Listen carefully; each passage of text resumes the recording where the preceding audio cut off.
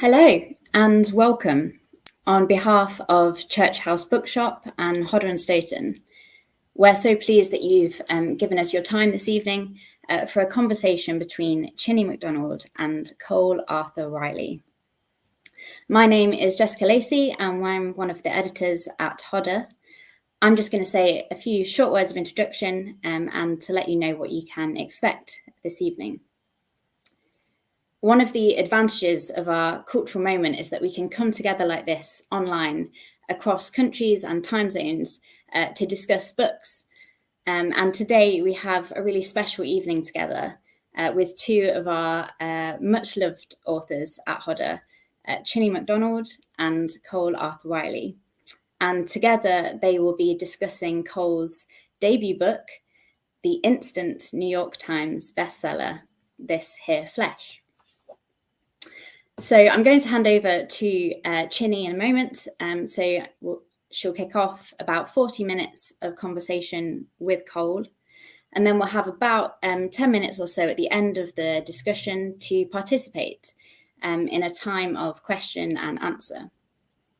So if you'd like to ask anything about the book, or if there's something that comes up in their conversation that you'd like to hear more about, then just type your question into the chat box. And then Chine will address as many questions as time will allow us at the end of our session.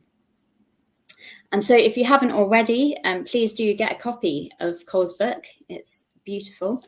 And our hosts, Church House Books, are selling the copies at a special price of £13.59. So do take advantage of that if you would like to. And so now it's my great pleasure to introduce you to Chine and Cole. Chine McDonald is the director of Theos, the religion and society think tank. She speaks regularly and writes about issues of race and faith. She read theology and religious studies at Cambridge University before training as a newspaper journalist, and she's a regular contributor to BBC religion ethics programmes.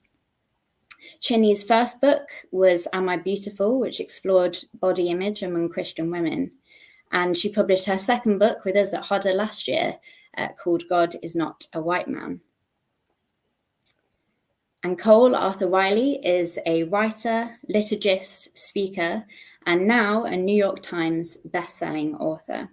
She is the creator and writer of Black Liturgies, a project that integrates spiritual practice with Black emotion, Black literature, and the Black body. Cole is based in the US and is currently the spiritual teacher in residence with Cornell University. So we're here this evening to listen and learn from Chine and Cole as they talk about Cole's debut book. Did I mention it's a New York Times bestseller? The book has already had some excellent commendations from the likes of Dante Stewart, Amina Brown, and Krista Tippett. And it was described in a recent review from the Library Journal as a wonderfully winsome, heartbreakingly honest, and ever poetic work of spiritual biography and theological reflection. So please would you welcome Chine McDonald and Cole Arthur Riley. Thank you so much, Jess. Hi, Cole. Hello.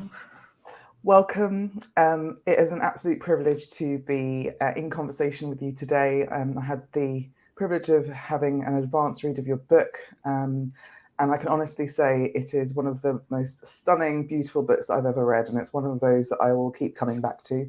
I've been reading it again and in preparation for this evening, and just been struck by just the beauty in it.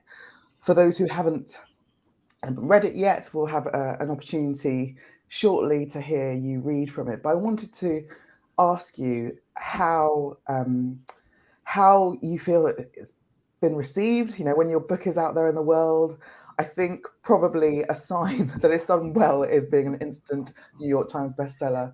But tell us about the process of writing the book and what it's like for you now that it's out in the world. Yes. Firstly, thank you. I'm honored to share space with you. So I'm just kind of in shock that you read my book at all, let alone twice.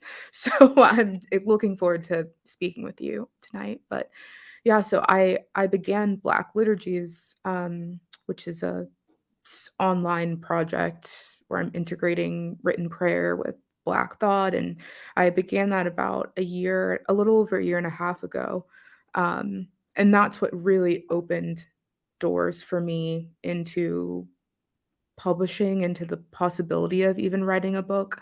But before that, I had always loved writing. I'd always dreamed of writing a book. I studied writing in undergrad, and um, but I didn't quite know how to make it happen. And so Black Liturgies was like an excellent entrance to allow me to do so. But so when I started writing, I wanted to honor Black liturgies. So the chapters of this book are a lot of the things that Black Liturgies is grounded on, things like lament, things like rage and rest and um, liberation and belonging. But I approached it through the lens of my family, through intergenerational storytelling and trying to make sense of a human experience of these ideas as opposed to just a merely philosophical understanding. Um, and so, yeah, I didn't think that this would be the book that I would write. I didn't think that I'd end up writing so intimately about my family and about myself, but um, something about interviewing my father and my grandma along the way kept kind of pulling me into more honesty. It was kind of forcing me to become honest about a lot of things that maybe I knew my family had been formed by, but it was, you know, how there are those kind of quiet, kind of secrets, like stories that everyone knows, but you're not sure how you know or when you first learned it. Well, writing was the first time I was really asking the bearers of those stories, my father and my grandma, to share it with me in their own words in a way I couldn't look away and I couldn't go deep into them. I couldn't go deep into them without going deep into them in my writing and honoring it that way. Yes. So what's it like then for, it's a very intimate book, so there are stories about yourself and also your family and your family history, and you write about how your father raised you, I think, in a house of stories or a house of storytelling. So were these stories that you grew up with, or was it in the process of writing the book that you kind of came to know them? And what's it like for those stories now to be out in the world and to be read by so many people? How is that feeling for you in terms of kind of are you feeling vulnerable, or how does it feel? Yeah. Some of these stories are stories that I had heard again and again. You know, I tell a story of my father running from his father in a kidnapping attempt, really. And I had heard that story many, many times, but then many of them I'd never heard because I was trying to maybe I'd heard kind of a general version of them, but I was trying to pull out the very specific, the very particular in the stories.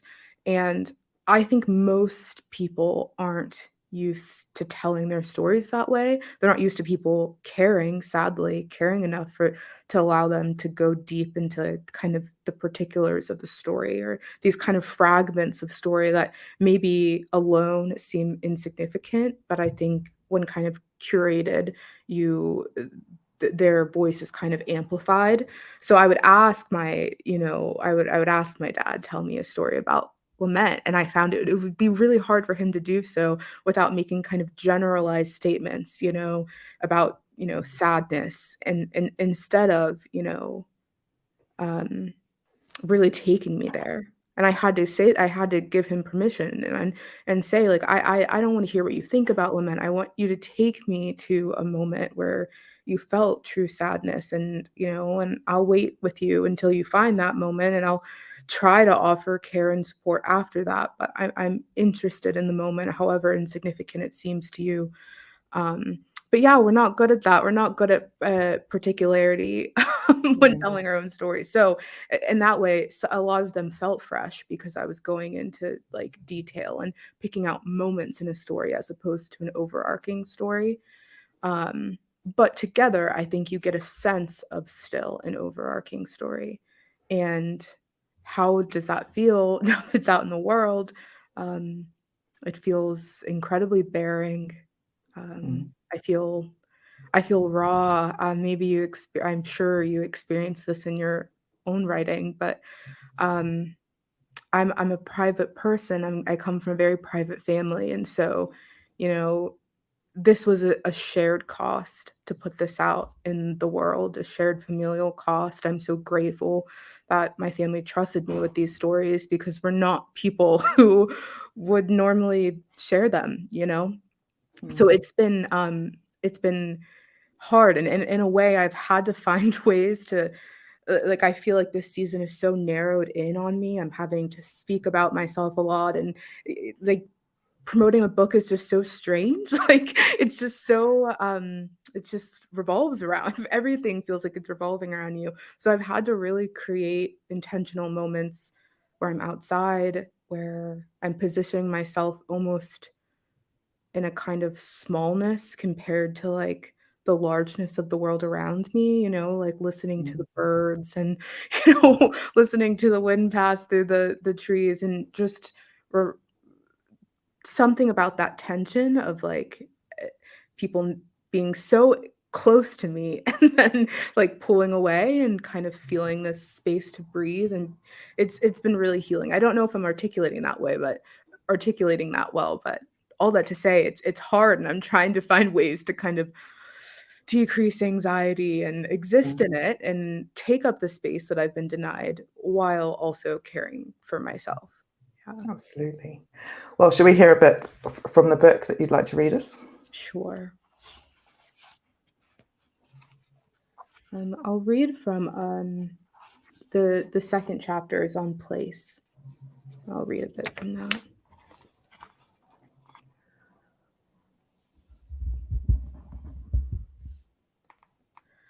My grandma says that in her 20s, she was looking for peace and found it back in Harlem. As a child, her Manhattan-born soul had been exiled and transplanted to rural Pennsylvania before she knew where was. We were the Black family that lived down Cemetery Lane, she says, a place marred by death, surrounded by white people who were pleased with them in the way you can be pleased with your supper not being too spicy. Negroes who knew their place, she says. When she finally returned to the city, the ground shook beneath her for days, but her insides were still like pond water. She got off the A train, and a man who looked like her was blowing a sax while his friend slapped a makeshift drum and sang out to her. It was a homecoming, and she leaned against the cold wall underground, letting the sound pulse around her. People moved past her like she was the wall, and maybe in ways she was, but not in the sad way, in the no longer a spectacle way. She says New York City allowed her to get lost. Listen, nobody knew if inside I was screaming or steady. I just was. I was a part of everything. I suppose there is a certain safety in that. She was running from a man who had long mistaken obsession for love, and also from a sadness that stalked her when she was alone. I think she needed to get lost at first. I won't criticize her for that. Maybe getting lost let her be found on her own terms. It offered a different kind of healing, a place to exhale, to find a manner of anonymity, to experience that dreadful thing we call blending in, can be a kind of haven. It is not to become untethered, but to become a part of, to walk a street apprehending you are one small refrain in a holy cacophony. And as the place becomes more familiar, your own selfhood becomes more lucid. There, in the place of her origin, my grandma became new. Out of a graffiti-clad womb, singing songs in the subway. Anytime I need to be born again, she says, I just go back to Harlem. Thank you so much, Cole. That was beautiful, and it's just one example of the kind of the way that you often start with stories. Often it's your father's story or your grandma's story. I say grandma like an American. So,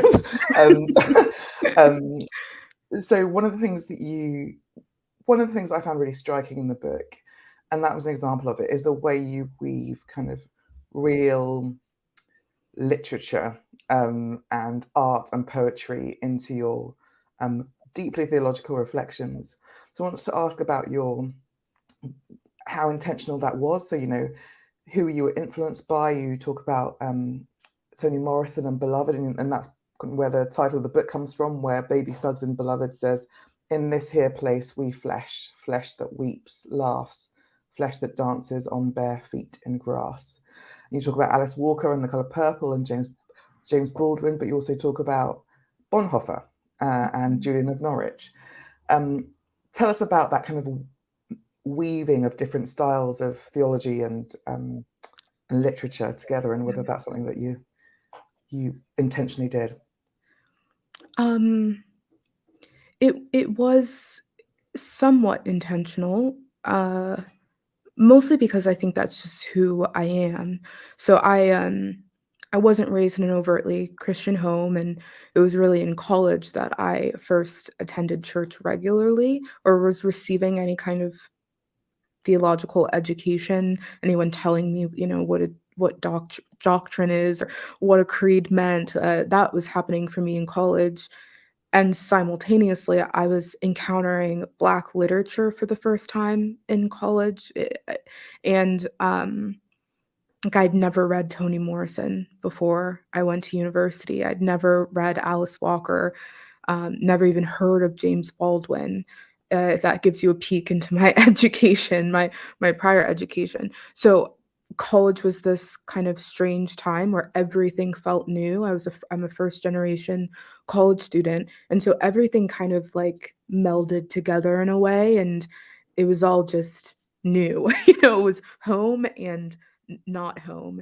And so I had a really difficult time like parsing out what I was learning in an English classroom, what I was reading in Beloved, for example, with what I was hearing in a church pew on Sunday.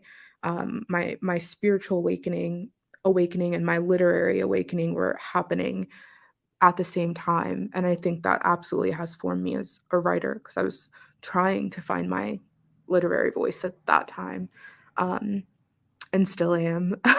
And so when I went to write this book, I wanted to honor the fact that the opportunity came from Black liturgies, but still honor my original kind of literary voice and who I am. And when I'm most honest, I think I'm probably more of a writer or a artist than I am a theologian. I don't really think I'm very qualified in terms of theology. I just happened to start this very, spiritual account. And so, yes, I wanted to be sure to stay true to the art and try my best at theology, but I knew that, my theology is going to fall short. I'm probably not going to think the same things in 10 years. But what I can, ask myself when I'm 50 years old is, did I try did I try to stay true to myself as an artist? And I think I did. I hope my 50-year-old self will say, yes, you've done that, even if the theology is hit or miss sometimes. Yeah. So that's something that is really interesting, because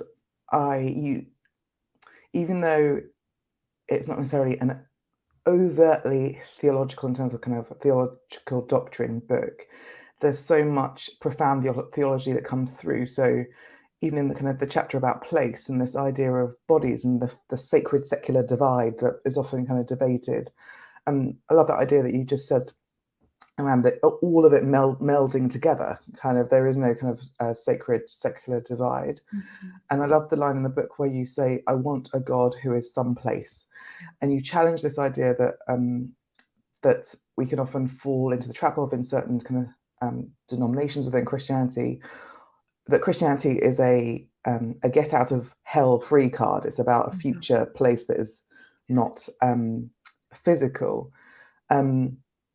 So I wonder, tell us about that and the kind of the theological ideas around the physical and the non-physical and the spiritual, and potentially how that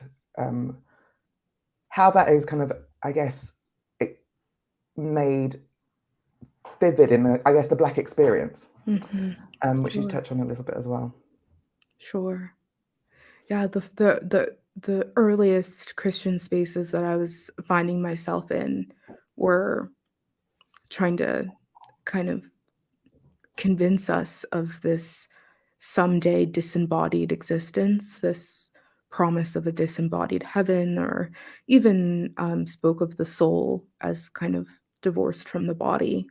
Um, and maybe I like allowed myself to be a part of that, but I think I always felt some tension in me, you know, if your hope for God is limited to the disembodied, to the immaterial, then what does that mean for my the very physical oppressive conditions that the world is placing on me now? You know, I do think that forms a person to think about and diminish the physical in the here and now when you're thinking about a someday heaven as salvation as being this disembodied experience.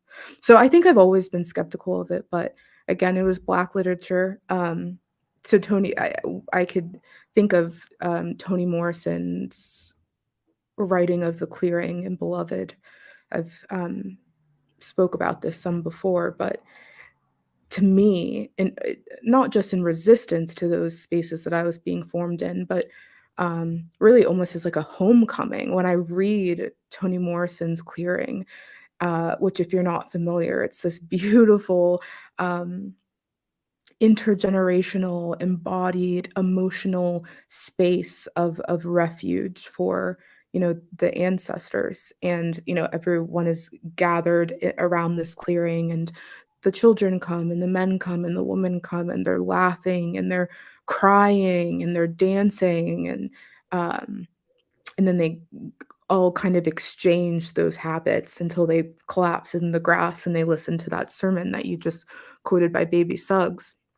And I think it's so lovely that preceding the sermon is this kind of intergenerational embodied act. It's very earthy, you know, even the fact that the harbor is a clearing, you know, it's not a space of the of the imagination, you know, it's a tangible space that they return to, I think is is really beautiful. And I want my spirituality to look like that. When I think about what spirituality, I want my spirituality to contain whatever the clearing had. That's what I want for my spirituality, for my relationship with God. Um, and you know what's interesting? Before she gives that sermon that you quoted, Toni Morrison says, you know, she didn't tell them to go and sin no more. You know, that traditional gospel message. She didn't tell them to go and sin no more. Instead, she gives this sermon in this here place. We flesh that weeps, laughs, love it hard. You know, the liver, the beating heart, love it. Um, and I think there's something really beautiful and subversive about that. You know, she didn't tell them the traditional gospel of go and sin no more, which doesn't need to be disembodied, but certainly can be taken that way. But she espouses a gospel that can't, like, you can't separate it from the flesh, from the physical. Um, yeah. And that's something I find really interesting, the kind of, I guess, the stories of um, Black enslaved people who would gather together in hush arbors, and they would find they would read the Bible, and they would find a spirituality and a Christianity that meant that actually that it was wrong. God was not happy that they were in slaves. God cared about their physical condition, and not just a promise of a future freedom, I guess. Yeah.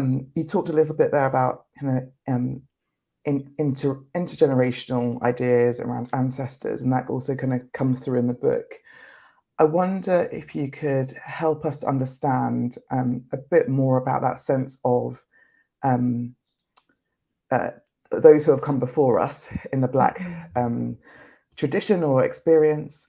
And you talk a little bit about how the ideas, actually there is an idea of the trauma and the oppression that has come before us and the generations before us has an impact on us today, and we don't necessarily exist as individuals without kind of what has come before. Mm-hmm. And maybe if you could speak into maybe what has happened in the past couple of years in terms of Black Lives Matter and the reckoning with racial justice, and what you've kind of learned in that process about your place in history, or your place in your family's genealogy, I guess, and the impact of trauma. Yeah.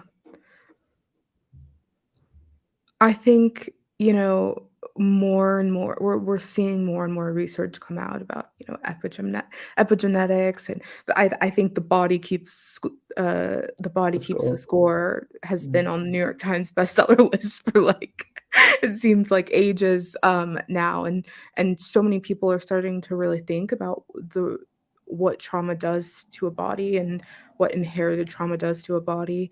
I wanted to not I didn't talk about that so much directly, but it's implied in the book. You see my grandma's story and my dad's story, my story kind of mapped onto each other, these generational things that we pass down intentionally and unintentionally. I learned how to cope by watching my father cope, and he wasn't trying to teach me how to cope, but that's how that was a familial habit that I inherited in some ways. But I also think there's something to say about the kind of beauty that we inherit, the habits of resistance and delight, and people ask me where I find hope, and people keep asking me this, where do I find hope? And I keep saying I find hope in the people who came before me. I find hope in history, interestingly enough, because something about how they've lived and persevered, I then feel like I feel like some part of that is my inheritance as a Black woman. I get to inherit their patterns of survival and goodness, and and as far as memory. So June Jordan, she's a poet. She talks a lot about the moral meaning of memory and what it means to forget and what it means to remember. And Lucille Clifton, a friend of hers, actually, she has that kind of famous end of her poem, Why People Be Mad at Me Sometimes. And she says, they ask me to remember, but they want me to remember their memories. And I keep on remembering mine. And I love that. I think the older I get, the more I'm able to see the ways that the oppressor and oppressive systems can kind of co-opt the narrative of history and rework it into whatever it sees fit. I mean, it's terrifying as you become conscious to it of, oh my, well, what will my children read about this Supreme Court justice nominees? What will they read about it? Will it be what was actually happening, or will it be some, iteration or mutation of it? Anyways, to resist that, I think I want to be my own historian. I want to be a historian in my family. I want to preserve the memories, the artifacts, what few artifacts we have. I want to make sure they're preserved, and I want to give the people in my family who come after me an imagination for what it means to interview our elders and, record their mannerisms and the way they speak and these stories, so that they can't be dismissed or neglected in the future. Yeah. Amazing. Okay, I want to move on a little bit. So your book describes and talks through the Black experience in your own family's history, but it is particularly written, obviously, from the perspective of a Black woman. So I want to talk a little bit about Black women's bodies. And you say how your dad told you that Black was beautiful. So I want to ask you, how important was your father in shaping your own sense of self, or what have you learned about the beauty of Black women's bodies, or what the world says about beauty and Blackness, and how you've kind of dealt with some of these messages? Yeah, my father was just invaluable in terms of I mean, always lavishing compliments on us, and, um, yeah, I didn't realize it at the time, but I do think in hindsight, he was preparing us, preparing us to meet a counter narrative in the world of ugliness, of being too much, of being too loud, of being too anything. I think he was trying to give us a kind of tool for resistance. Um, and I mean, he's just someone who the way he carries himself, if you're ever, blessed enough to see him on an interview or something like that, like I can't say what kind of insecurities he might possess, but I can say he certainly moves in the world as if he deserves to be here. He moves in the world as if, like, he's not going to apologize for his presence. He's not gonna bow his head and say, "Oh, I'm sorry for interrupting," you know?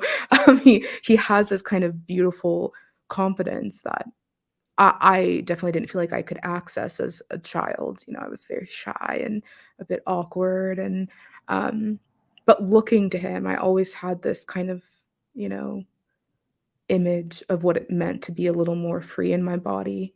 And I talk about this throughout the book, but, when I was 26, I became sick, and I had to really pay attention to my body as a Black woman in ways that I realize the world often will not do, that many doctors' offices are not going to do. I realize, it in like in the clearest ways. I was having these moments where I realized I'd have these rashes, for example, on my back, and I realized people will not pause and search my back for as long as I need them to actually see. But they'll give it a quick look, and so there are these very practical things in my journey with chronic illness, and I started realizing, like, Cole, if you don't pay attention to your body, no one else is. And if you don't act in protection of your body, few people will. Um, and I hate that as Black women, we have to constantly be in that position. It's not fair, but it's almost like, what choice do we have but to kind of um, protect ourselves and be aware of the body? Yeah. Yeah, so that's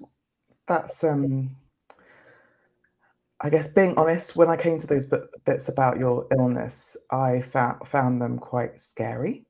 I think the idea of the pain that you were in, but also the kind of lack of freedom, and I guess thinking about the opposite of that, which is this idea of this strong Black woman who's able to kind of shoulder um, Yes. all of the terribleness that the world throws at us. Tell us a bit more about that kind of that sense of essentially being helpless, Mhm. or that kind of real vulnerability. Yeah. Oh, I mean, it's exhausting, I'm not, uh I'll give you an example. So, I was at the Cleveland Clinic, this very prestigious clinic in the US, having a lot of testing done, and at the end, I was glancing at the doctor's notes, and one of the notes was, "African American woman with a monotone affect."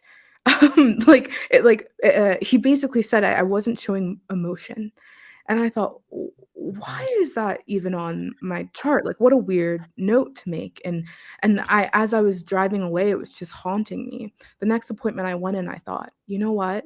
Do whatever you need to do to cry." And, just try, and so I go in and I cry, I bare myself, and the doctor's kind of looking in shock, as if he couldn't fathom my pain without me proving it? I had to prove it with some kind of emotional demonstration, that frankly left me raw afterward, but it wasn't enough to say that my pain was an 8 out of 10, if I was seeming strong and composed, because I was reinforcing in his mind this kind of strong Black woman, portrait, maybe. I can only assume, right?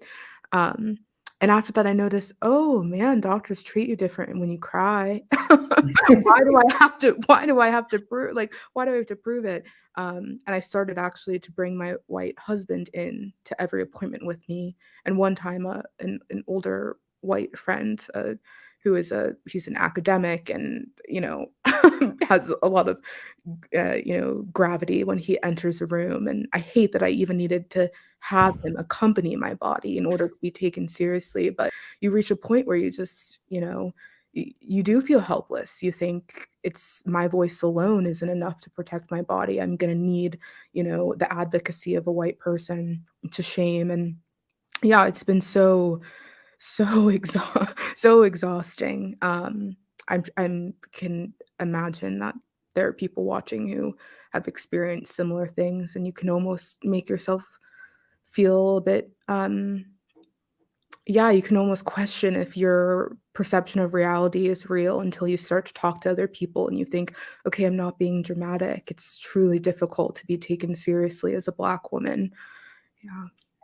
Yeah, I absolutely feel that. I've written about this elsewhere, but there are all these horrific statistics about poor Black maternal health, how Black women are more likely to die in childbirth, and I had a really traumatic experience with my first birth, and I'm about to give birth again in a few weeks. But I really recognised that I really wanted my white husband to speak for me in that situation, because pride aside and ego aside, I wanted to stay alive, and I wanted my baby to stay alive. And sometimes we don't have to, but we are forced into positions where we play into the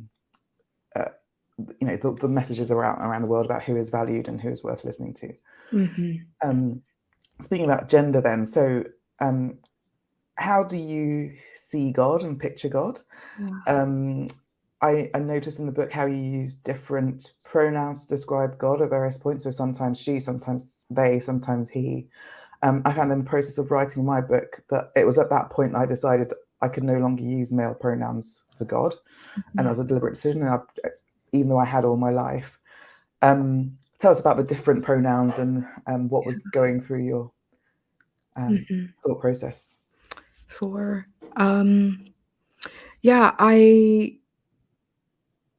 when I thought about writing a book that was for kind of spiritual liberation, or, hoping that it did some of that in the world, I did want to kind of liberate our portrait of God a bit, or at least give people an imagination for um, like a gender fluidity, a gender curiosity in God. I had a feeling that it would, rub some people the wrong way. I think it's really uncomfortable to, um, yeah, it can be really uncomfortable for some people to have any kind of fluidity around God, or any kind of uncertainty or even mystery around God. But for me, just speaking for myself, I've never been someone that has felt super clear about the divine, about who God is.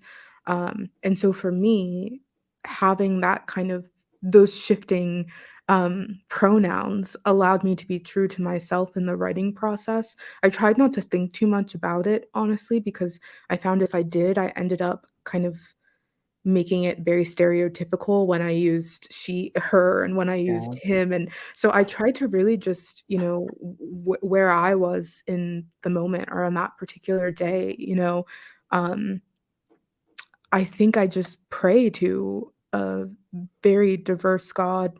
You would think it wouldn't be so hard to have an imagination for that, for people who believe in, say, the Trinity. But yeah, it has ruffled some feathers more than I thought it would. But I really intend it to be this like liberating experience of the divine, as opposed to like a narrowing in on who exactly, and what exactly God is. Yeah. Yeah. And you talk about rending whiteness from the face of God being more than just about the images that we see and we create. How else can we separate whiteness from God? Yeah. I think in the same way that, we say many of us say that there's, not a sacred secular divide, I think we have to think about the secular. If we're going to rend that from the image of God, we need to rend whiteness from everything, or really parse out what is, what does whiteness do? How does it operate in the world? I think in the book I give examples of, say the American Western film of, it's just kind of white bravado and Mm. white heroism at its finest often. And what does that mean for how we view God? Because we're formed by our art. We are probably more than we're formed by the scriptures, if we're honest. So what does it mean if, we're constantly ingesting white heroes? I, I think also, we do need alternatives. So there's a scholar, Christina Cleveland, who's just written a book called God as a Black Woman. And she writes it because she's taken this pilgrimage through France to visit different Black Madonnas along the Mm. way. It's a beautiful journey that she lets us in. And she kind of, she better than I could ever articulate now, she unwind as she's traveling to these different Black Madonnas, Our Lady of Good Death, and all these very like um, beautiful Black women Black portraits of divine energy. She unwinds kind of a white male god, how she's been formed in terms of the image of white male god, and then enters kind of the warmth and embrace of the Black Madonna, and what that kind of journey, again and again, she kind of rips us from her formation of a white male god into kind of the shadow of a new Black Madonna. It's beautifully done. I highly recommend it. But yeah, I think she would say it better than I could. Yeah. um, so I find that, yeah, obviously I find it really interesting because I wrote a book about it myself. But I think one of the problems as well with the white male god is how it is exclusive. So how lots of Black women, in 2022 are leaving churches because of white supremacy and patriarchy, and often a lot of them are turning towards kind of African diasporic religions where you have female deities who are strong and who are powerful and in who they can see themselves. So I think it's a real issue for the church to kind of deal with. Mhm. We've started to get some questions through, but I just want one kind of final question for you from me, which is around, so we've talked a little bit about whiteness. By contrast, you have this idea of blackness. So what do you mean? What does blackness mean to you? Yes. You write about how there's a lovely moment when you talk about when you pass another Black person in an all white area. There's this shared sense of story and knowing, like even like we've never met, but I feel like you're my, and I know you, you're my Yeah. sister. Mhm. What in that context Yeah. is blackness? Mhm. You know, okay, I'll maybe answer this 2 ways. I'll try to do it briefly so we can get to the other questions, but, you know, y so Willie James Jennings, who I know I know you're familiar with, but, is a scholar at Yale right now, and he has written a beautiful book called, After Whiteness, but has been writing about this for a long time, and he talks about whiteness as like a a distorted image of oneself in the world. And then but it's not merely perception, it's when you then have the power um, to implant that perception into the minds and systems of others. So it's both the distorted perception and the power to kind of disseminate it and have it thrive. Um, and I talk about it in my book, whiteness as a force. Now, blackness, I don't think it's always in contrast to whiteness, not anymore. Maybe initially, because that was the formation of race. We wouldn't have had Black people without white people in terms of the racial imagination. So I like to think of, Blackness as maybe being a recentering, a recentering of um, not just our own image, but a kind of diversity of images in the world and upholding of a diversity of images in the world. And I think we do that by honoring the particularity of Black experience. Now, if I'm detaching it only from whiteness, like I don't think Blackness is the opposite of whiteness. I'll say that. I think Blackness has been a way for, many of us to reclaim the dignity that has been withheld from us, but also pass on kind of memories and stories of what it's meant to survive a world that's not always for us. Um, yeah, but I think that Blackness is a multitude. It's to me, Blackness is far bigger than whiteness, It can be a counter to whiteness, but I think it can expand that.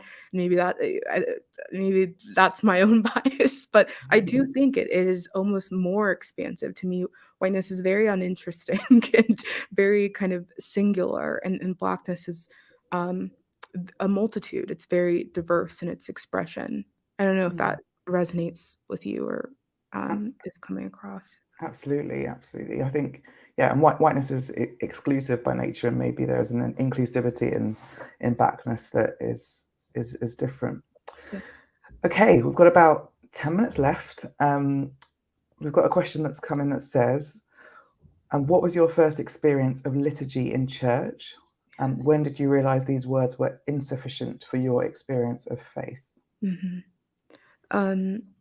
After I graduated from college, I began working for an Episcopalian church, an Episcopal church, and that was the first time I think. I mean, I had encountered liturgy in other churches, but that was the first time I encountered kind of the formal liturgical expression and kind of the rites. And I was in a season of really deep depression, and there was something about liturgy for me personally that felt really restful. I didn't need to have the words to say when I walked through the doors every Sunday, and Tuesday and Wednesday for that matter. I didn't always need to have the word. There was something really restful and freeing about kind of having this shared form to approach the divine, that I could just enter as I could. And so I loved it, and I loved the beauty of it. And I think I'd always kind of wondered how much of myself was in it, though.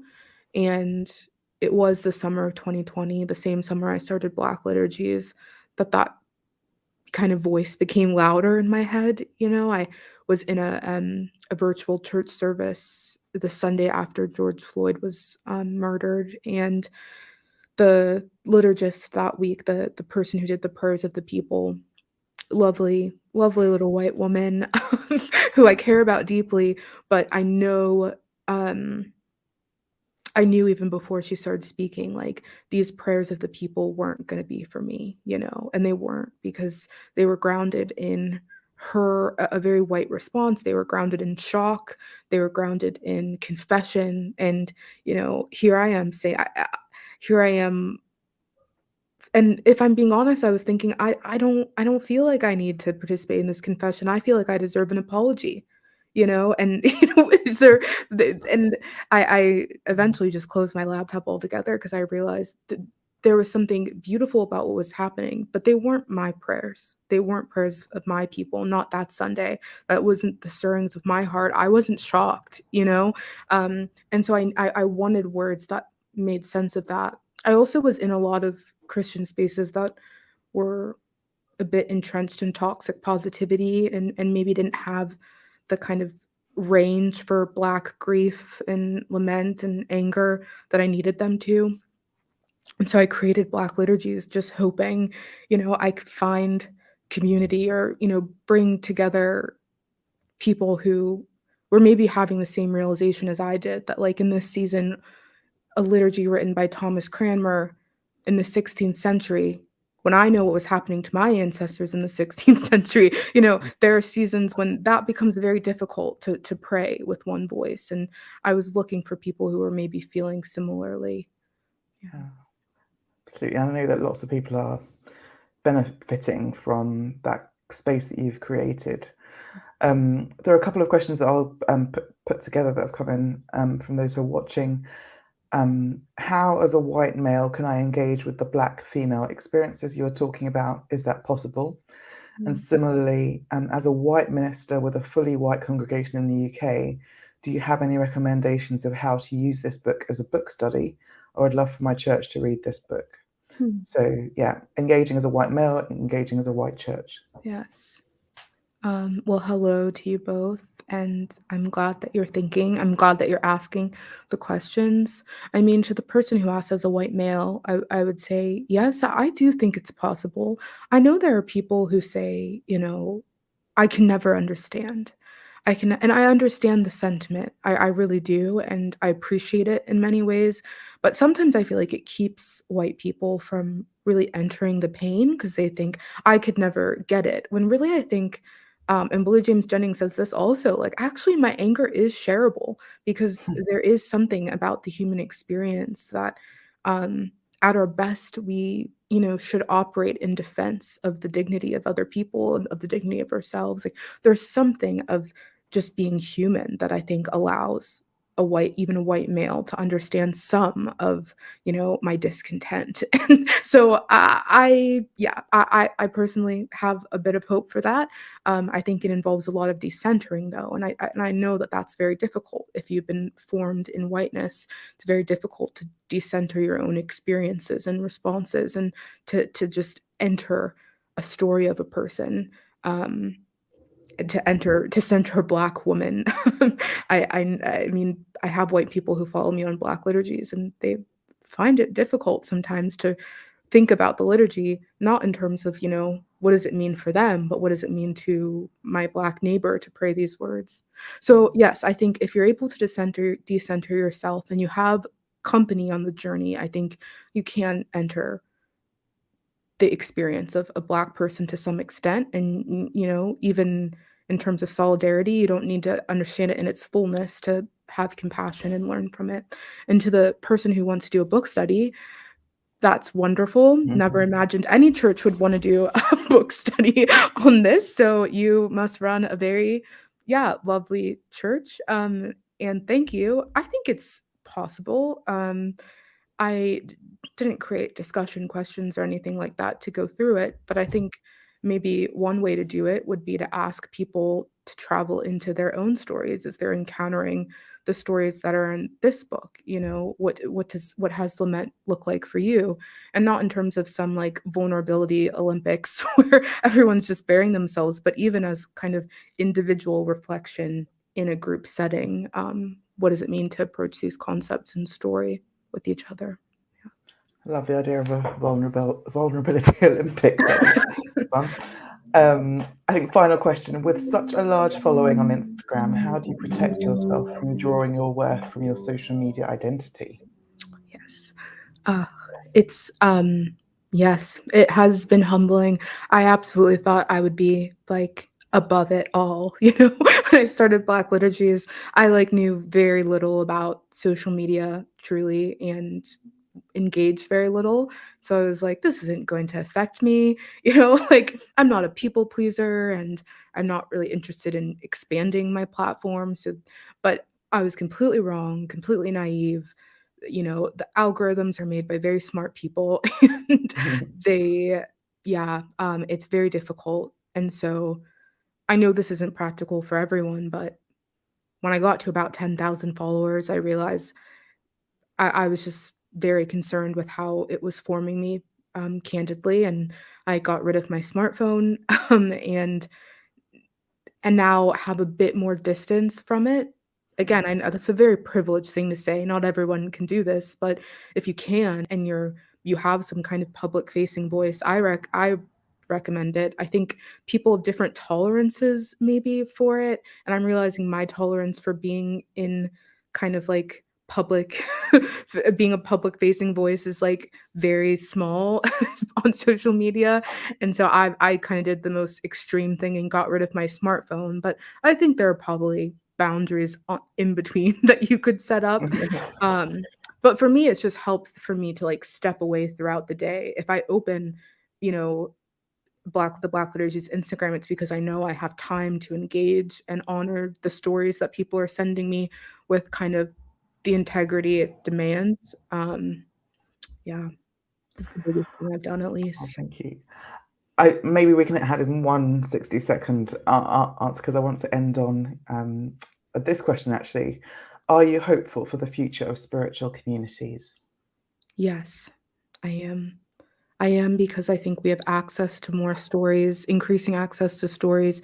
And I do have a lot of hope in young people who, you know, yeah, we're all being formed by social media and that's scary. But I do think that at the same time, there's some real listening that's taking place right now that I think that is going to bode well for future spiritual communities. I think we're planting seeds for, I hope, thriving. So I'm not an optimist, but I'm optimistic about this. Thank you so much, Cole. I've loved talking to you. There's so much that I'd love to talk to you about, but we've run out of time. Congratulations on an absolutely stunning book. Thank you. And looking forward to having more conversations with others in the UK about all that you have brought in this book, and looking forward to seeing you hopefully in a few months' time in the summer. I'll hand back now to Jess. Hello, thank you both so much. Thank you, Chine. Thank you, Cole, for being with us. Yeah, it's been such a fascinating discussion. And yeah, let's just close this evening. So thank you, Church House Bookshop, for hosting us. Thank you for those behind the scenes, Sally and Sarah. And just a reminder again that you can get hold of Cole's stunning debut through the Church House Bookshop. There's a link that you can follow, and that's on discount for you. And also, if you want to read Chine's book as well, I highly recommend both of them to you. So on behalf of all of us, we hope that you've enjoyed this evening and do enjoy the book. Good night.